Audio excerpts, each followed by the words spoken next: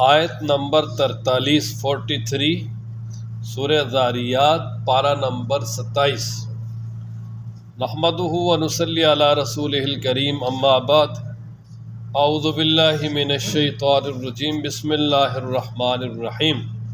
وفی ثمود اذ قیل لهم تمتعوا حتی حین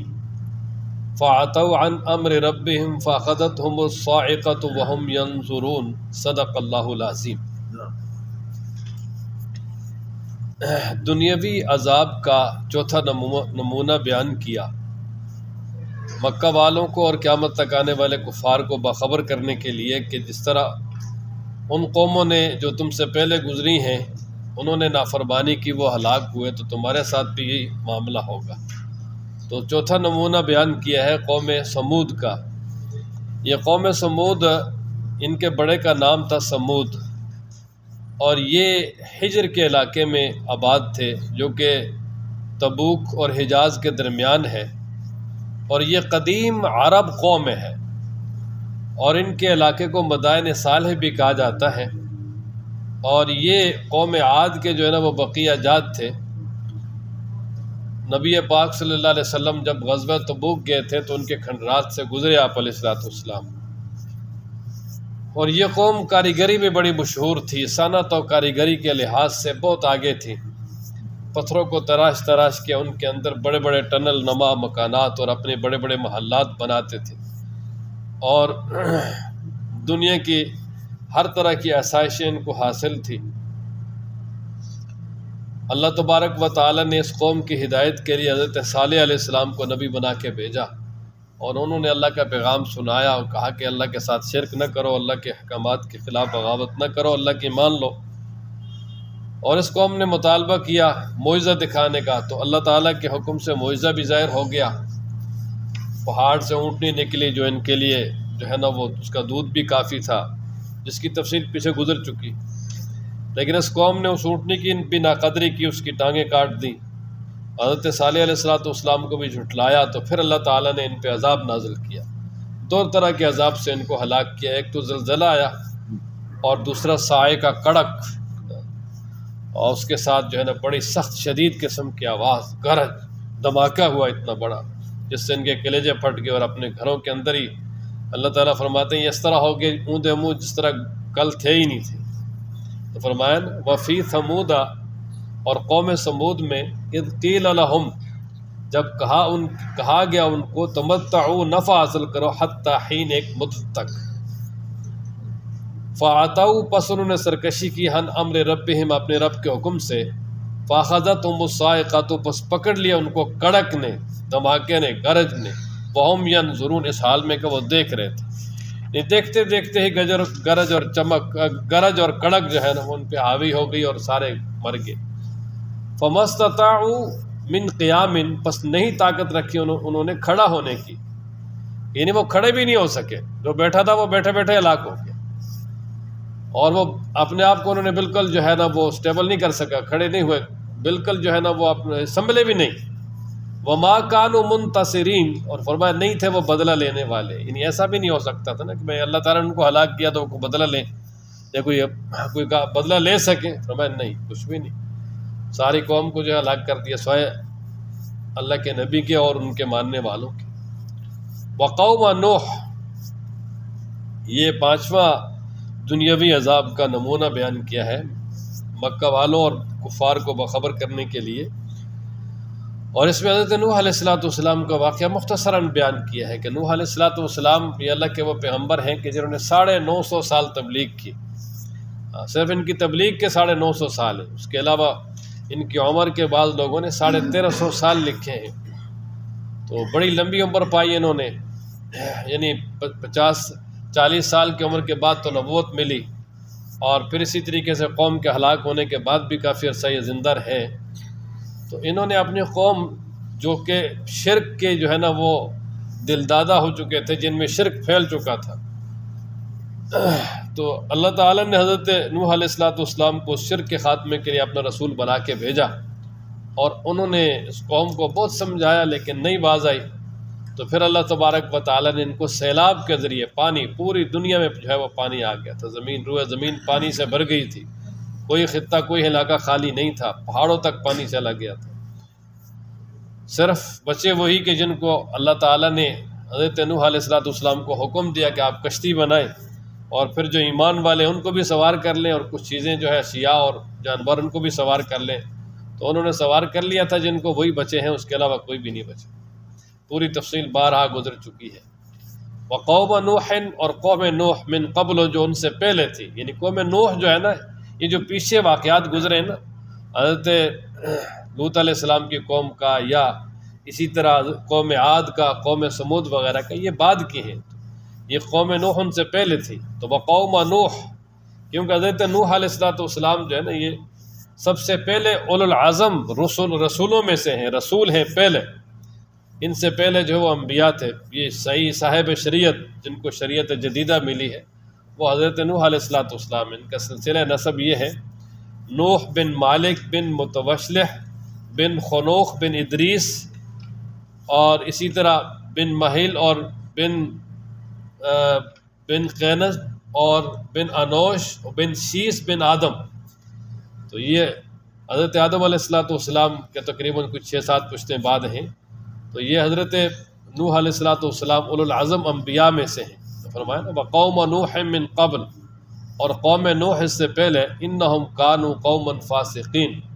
بے شک وہ فاسق قوم تھی، ان کو بھی یعنی ہم نے ہلاک کیا۔ وقوم نوح من قبل، کہ قوم نوح جو ان سے پہلے تھے ان کو ہلاک کیا ان کی نافرمانیوں کی وجہ سے، تو بے شک وہ فاسق قوم تھی۔ والسماء بنیناہا، اب اس سورہ مبارکہ کا جو مرکزی مضمون تھا وہ تھا کہ قیامت قائم ہوگی اور پھر جزا و سزا بھی ہوگی، یہ اللہ تبارک و تعالیٰ جو برے ہیں ان کو سزا دیں گے، اور جو اچھے کام کرنے والے ان کو ان کا اچھا بدلہ ملے گا۔ اس پر یہاں دلیل بیان فرمائی ایک اور، کہ اللہ تبارک و تعالیٰ فرماتے ہیں وَالسَّمَاءَ بَنَيْنَاهَا بِأَيْدٍ، کہ آسمان کے جس کو ہم نے بنایا اپنے ہاتھوں سے، وَإِنَّا لَمُوسِعُونَ، اور بے شک ہم البتہ، موسعون کے 2 معنی کیے ہیں، ایک یہ ہے کہ ہم بڑی وسعت والے ہیں۔ اب اللہ تعالیٰ بتا رہے ہیں کہ یہ اتنا بڑا آسمان جو ہے وسیع و عریض، یہ ہم نے پیدا کیا اپنی قدرت کے ساتھ، اپنی طاقت کے ساتھ، تو ہم بڑے طاقت اور وسعت والے ہیں۔ جب اتنا بڑا آسمان پیدا کر سکتے ہیں تو قیامت میں دوبارہ انسانوں کو زندہ کرنا اور ان کو جزا و سزا دینا یہ کون سا مشکل ہے۔ اور دوسرا منہ سے ان کا معنی ہے وسعت دینے والا۔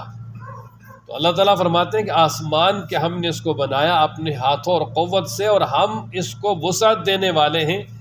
یعنی یہ جو مخلوق پیدا کی ہے ہم دن بدن اس میں اور اضافہ کر رہے ہیں، وسعت ہو رہی ہے۔ جیسے اللہ تبارک و تعالیٰ سورہ فاطر میں ارشاد فرماتے ہیں وَيَزِيدُ فِي الْخَلْقِ مَا يَشَاءُ، اللہ تعالیٰ اپنی تخلیق میں اضافہ کرتا رہتا ہے جو چاہتا ہے، جتنا چاہتا ہے۔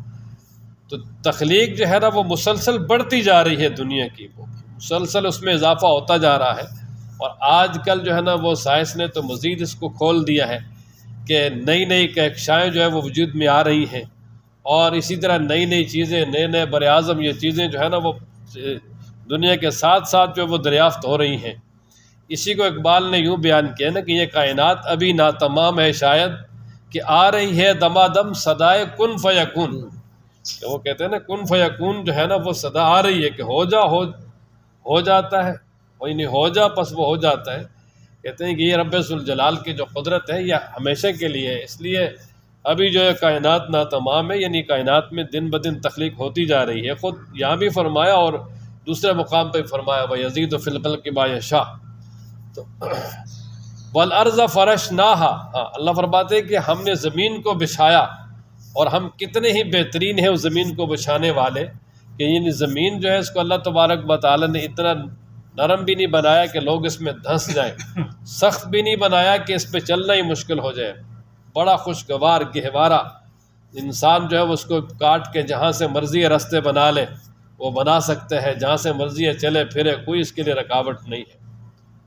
وَالْأَرْضَ فَرَشْنَاهَا، اور زمین کے ہم نے اس کو بچھایا، فَنِعْمَ الْمَاهِدُونَ، پس ہم بہت ہی اچھے ہیں بچھانے والے۔ وَمِن كُلِّ شَيْءٍ خَلَقْنَا زَوْجَيْنِ، ہاں اللہ فرماتے ہیں ہر چیز کا ہم نے جوڑا جوڑا بنایا۔ اب اس میں دیکھو کہ انسان ہے وہ بھی جوڑا جوڑا ہے، مرد عورت، جانوروں میں سے ہر جانور کا جوڑا بنایا، پھر اسی طرح نباتات ہیں ان میں بھی جوڑے ہیں، کچھ نر ہیں کچھ مادہ ہیں، اور پھر اس کا معنی یہ بھی ہے قسم بقسم طرح طرح کی چیزیں جو ہے نا وہ اللہ تبارک و تعالیٰ نے پیدا کی۔ تو جس طرح دنیا میں ہر چیز کا جو ہے نا وہ جوڑا جوڑا بنایا، تو اسی طرح یہ جو دنیا اور آخرت ہے یہ بھی ایک جوڑا ہے، دنیا بھی ہے پھر آخرت بھی ہے، وہ ضرور آئے گی۔ وَمِن كُلِّ شَيْءٍ، اور ہر چیز سے خلقنا ہم نے پیدا کیا زوجین جوڑا جوڑا، لعلکم تذکرون تاکہ تم نصیحت حاصل کرو۔ اب اپنی ان تین بڑی نعمتوں کا تذکرہ فرمایا نا کہ ہم نے آسمان کو بنایا، زمین کو بنایا تمہارے لیے بچھونا، اور اسی طرح فرمایا ہر چیز سے ہم نے جوڑا جوڑا پیدا کیا۔ تو ان چیزوں پر فرمایا غور و فکر کر کے فَفِرُّوا إِلَى اللَّهِ، تم اللہ کی طرف بھاگو، اللہ کی طرف دوڑو، یعنی اللہ کی توحید کے اقراری بن جاؤ، اللہ کے وحدانیت پہ یقین کرنے والے بن جاؤ۔ انی لکم منہ نذیر مبین، بے شک میں تمہارے لیے اس کی طرف سے ڈر سنانے والا ہوں واضح طور پر، کہ یہ جو اتنے واضح دلائل ہیں ان کے سننے کے بعد بھی اگر تم پیچھے رہو گے تو پھر تو تمہاری ناکامی ہے۔ فرمایا اللہ کو ایک مان لو اور اللہ کی تابعداری کرو، اسی میں تمہاری کامیابی ہے۔ اور ساتھ مزید فرمایا وَلَا تَجْعَلُوا، اور نہ بناؤ مع اللہ، اللہ کے ساتھ الہًا آخر، کوئی اور معبود، کہ اللہ کے خلاف، اللہ کے مقابلے میں کسی کو معبود مت بناؤ، نہ اعتقادی طور پر یعنی عقیدے کے طور پر کہ جی اللہ کا کوئی شریک ہے، اور نہ عملی طور پر کہ عملی طور پر آج جو ہے نا الہ، لوگوں نے اپنی خواہشات کو الہ بنایا ہوا ہے، اور بہت ساری ایسی چیزیں ہیں کہ جو انسان کے لیے یعنی مثلا جس طرح دنیا داری ہے، دنیا اس کو بھی انسان نے ایک اپنا معبود بنایا ہے، اسی کے پیچھے چلتا ہے، اور ہر جو ہے نا وہ اپنا کام دنیا داری کے لیے کرتا ہے، اور میں یہ نہیں اللہ کو راضی کرنے کے لیے کرنا چاہیے ہر کام۔ تو وَلَا تَجْعَلُوا مَعَ اللَّهِ إِلَٰهًا آخر، نہ بناؤ اللہ کے ساتھ کوئی اور معبود۔ انی لکم منہ نذیر مبین، کہ بے شک میں تمہارے لیے اس کی طرف سے ڈر سنانے والا ہوں واضح طور پر۔ یہ دوبارہ فرمایا جائے دونوں آیتوں۔ اللہ اکبر۔ کذالک ما اتی الذین من قبلہم، یہ نبی پاک صلی اللہ علیہ وسلم کے لیے تسلی ہے۔ اللہ تعالیٰ فرماتے ہیں کہ اگر یہ مشرکین آپ کو ساحر، مجنون یا برے القابات سے جو پکارتے ہیں تو اس پہ آپ پریشان نہ ہو۔ فرمایا کہ آپ سے پہلے بھی جتنی قومیں گزری ہیں، جب بھی ان قوموں کی طرف کوئی رسول آیا ہے تو انہوں نے یہی کہا ہے۔ اور اللہ فرماتے ہیں اتواصوا بہ، یہ سلسلہ ایسا کیوں ہوا ہے کہ کیا وہ جو پہلے جانے والے بعد والوں کو وصیت کر کے جاتے تھے کہ تم نے بھی ایسا کرنا ہے؟ فرمایا نہیں، یہ بات بھی نہیں ہے، بل ہم قوم طاغون، بلکہ بات یہ ہے کہ ہر آنے والی قوم خود ہی سرکش تھی۔ ہر آنے والی قوم خود ہی کیا تھی بھائی؟ سرکش تھی۔ انہوں نے اپنی سرکشی کی وجہ سے جو ہے نا وہ انبیاء علیہ والسلام کو برے القاب سے یاد کیا۔ تو اسی طرح آپ کی قوم کا بھی یہی حال ہے، تو اس لیے فرمایا کہ آپ پریشان نہ ہوں۔ اور پھر ساتھ ہی فرمایا کہ اگر یہ آپ کو پریشان کریں آپ ان سے اعراض کر لیں، ان کی طرف توجہ نہ کریں، کیونکہ آپ حجت تام کر چکے ہیں۔ آپ نے جو ہے نا وہ سب کچھ اللہ کی طرف سے جو اللہ آپ کو ملا تھا وہ پہنچا دیا ہے۔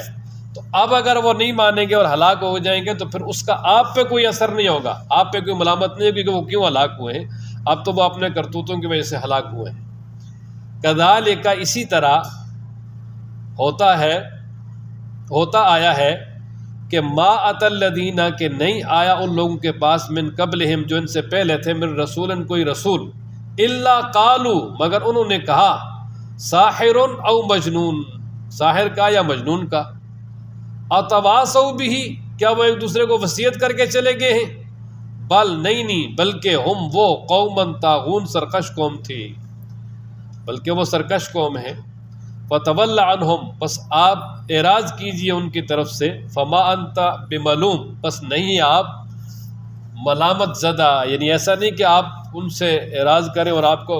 وہ ہلاک ہو اور آپ کو کوئی ملامت ہو۔ فرمایا نہیں، ایسا نہیں، آپ کو کوئی ملامت نہیں کر سکتا، آپ نے جو ہے نا وہ مکمل طور پہ جو ہے وہ اللہ کا پیغام ان تک پہنچا دیا ہے۔ لیکن ساتھ ہی فرمایا کہ وذکر، ہاں کہ نصیحت کرتے رہیں، کیوں کہ خاص طور پہ جو نصیحت ہے وہ ایمان والوں کو فائدہ دے گی۔ کفار جو ہے، کفار ان کو اگر فائدہ نہیں بھی ہوگا تو نصیحت کا بار بار کرنا، تذکیر، یاد دلانا، اس سے ایمان والوں کو بڑا فائدہ ہوگا۔ ایمان والوں کو ایمان تازہ ہوتا رہے گا اور ایمانی کیفیت بڑھتی رہے گی۔ اور یہ حقیقت ہے کہ انسان جتنا زیادہ دینی محافل میں بیٹھتا ہے، واعظ و نصیحت کی مجالس میں بیٹھتا ہے، تو اس سے جو ہے نا وہ انسان کے اندر اعمال کا جذبہ پیدا ہوتا ہے، اچھے کاموں کا جذبہ پیدا ہوتا ہے۔ تو اس لیے فرمایا کہ خوب جو ہے نا وہ بعض و نصیحت کریں، کہ بعض و نصیحت جو ہے اس کا ایمان والوں کو بڑا ہی فائدہ ہوتا ہے خود، اور خاص طور پہ تذکیر بالقرآن، کہ قرآن مجید جو ہے اسے اگر لوگوں کو پڑھ کے سنایا جائے، ترجمہ کیا جائے، تو اس کا اثر اور زیادہ ہوتا ہے۔ اس سے پہلے جو سورہ قاف گزری ہے اس کی آخری آیت میں بھی اللہ تبارک و تعالیٰ نے فرمایا نا فذکر بالقرآن من یخاف وعید، کہ ان لوگوں کو آپ قرآن کے ساتھ نصیحت کریں کہ جو میری وعید اور وعدے سے ڈرتے ہیں، یعنی قیامت سے جو ڈرنے والے ہیں ان کو قرآن پڑھ کے نصیحت کریں، اس لیے کہ قرآن کے ساتھ اگر نصیحت ہوگی تو وہ زیادہ مؤثر ترین ہوگی۔ تو فرمایا نا وذکر، آپ نصیحت کیجئے، کیوں؟ فإن الذکر، بے شک نصیحت، تنفع المؤمنین، ایمان والوں کو فائدہ دیتی ہے۔ وما خلقت الجن والانس الا لیعبدون۔ اب اس آیت مبارکہ میں انسانی تخلیق کا مقصد بیان کر دیا کہ رب ذوالجلال فرماتے ہیں کہ جو میں نے انسان کو پیدا کیا ہے اس میں میرا کوئی ذاتی مفاد نہیں ہے، اور میرا کوئی جو ہے ذاتی مقصد نہیں ہے۔ کیوں؟ کہ مثلا ان کے پیدا کرنے سے یہ مقصد بھی نہیں کہ یہ مجھے جو ہے وہ کھانا کھلائیں اور مجھے جو ہے وہ روزی کما کے دیں، رزق کما کے دیں۔ فرمایا نہیں، ایسا بالکل بھی نہیں، مجھے کسی چیز کی ضرورت ہی نہیں ہے، میں نے صرف ان کو پیدا کیا تاکہ یہ میری عبادت کریں۔ اور عبادت کا معنی ہے اللہ کی تابعداری، اللہ کی ماننا، یعنی یہ میرے مکمل احکامات کو مان کر اپنی زندگی گزاریں، یہ ہے مقصد ان کی پیدائش کا۔ باقی یہ مقصد بالکل بھی نہیں کہ یہ کچھ کریں اور کچھ مجھے کر کے دیں، نہیں۔ فرمایا کہ اللہ تبارک و تعالیٰ تو خود ساری کائنات کو رزق دینے والا ہے، پالنے والا ہے، وہ تو بڑا طاقتور ہے، قوت والا ہے، اس کو کسی کی کوئی ضرورت نہیں ہے مدد کی، اس کا کوئی وزیر نہیں ہے، مشیر نہیں ہے، اس کی کوئی اولاد نہیں ہے، وہ تو نیرا دھار ہے۔ قل هو اللہ احد اللہ الصمد، شاہ عبد القادر ترجمہ کرتے ہیں نا، وہ نیرا دھار ہے، مطلب یہ ہے کہ اس کو کسی کی کوئی ضرورت نہیں ہے، بالکل ہر چیز سے بے نیاز ہے۔ انسانوں کو پیدا کیا صرف عبادت کے لیے، اور ساتھ جنات کو بھی۔ یہی دو مخلوق ہیں جو کہ زمین کے اندر اللہ تبارک و تعالیٰ کی طرف سے مکلف ہیں۔ وما خلقت الجن، اور نہیں پیدا کیا میں نے جنوں کو، والانس، اور انسانوں کو، الا مگر لیعبدون، تاکہ وہ عبادت کریں میری، کہ میں نے جنوں اور انسانوں کو صرف اسی لیے پیدا کیا ہے کہ وہ میری عبادت کریں۔ ما اريد، نہیں میں ارادہ کرتا، منہم، ان سے، من رزق، کسی رزق کا، کہ مجھے وہ رزق دیں۔ وما اريد، اور میں نہیں ارادہ کرتا کہ ان یطعمون، کہ وہ مجھے کھلائیں۔ ان یطعمو کے آخر میں جو نون ہے، یہ نون وقاع یازم المتکلم معذوف ہے، اصل میں تھا یطعمونی، تو فرمایا وما اريد ان یطعمون، میں بالکل بھی ارادہ نہیں کرتا کہ وہ مجھے کھلائیں، کیونکہ جو یطعمون کا اپنا نون اعرابی ہے نا، یہ ان کی وجہ سے ساکت ہے، ان آ جائے تو نون ختم ہو جاتا ہے، اس لیے اگر اس کا اپنا نون ہوتا تو وہ مفتوح ہوتا، یطعمون نہ ہوتا، تو یہ یطعمونی ہے، تو یہ نون بقایا گیا، یازم متکلم محذوف ہے، کہ میں یہ بھی ارادہ نہیں کرتا کہ وہ مجھے کھلائیں۔ کیوں؟ ان اللہ، بے شک اللہ تعالیٰ، هو الرزاق، وہی بہت زیادہ رزق دینے والا ہے،